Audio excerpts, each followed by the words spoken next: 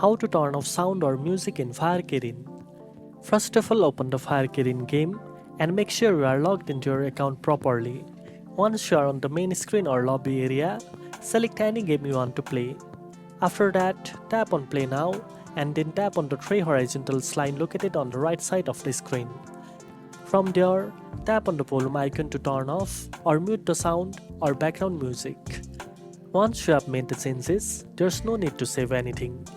The settings will apply automatically and stay that way until you manually turn them back on.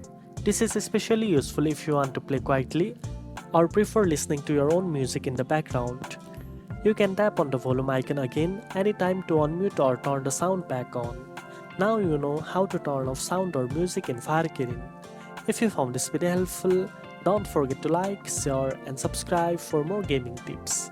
Thanks for watching and I'll see you in the next one.